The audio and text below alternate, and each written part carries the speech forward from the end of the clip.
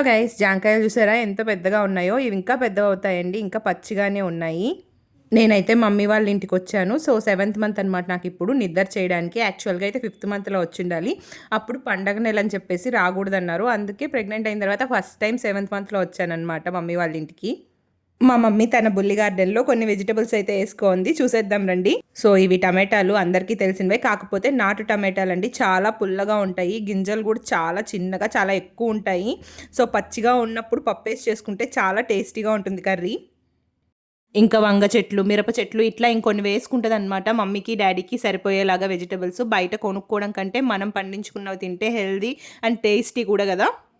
ఇవి వచ్చేసి సొరకాయలు, రౌండ్గా కాస్తాయి కదా, పొడవుగా కాకుండా ఆ టైప్లో కాస్తాయి అన్నమాట. ఏంది అవి చెప్పు? చామంతులు కాదు, అవి బంతి పూలు. చూడు, చూపి, కొయ్యకో. అట్లా నాకు పుయ్యవు, ఇంకా ఇంచేసావు చూడు. అయ్యో, ఇంచేసింది గైస్.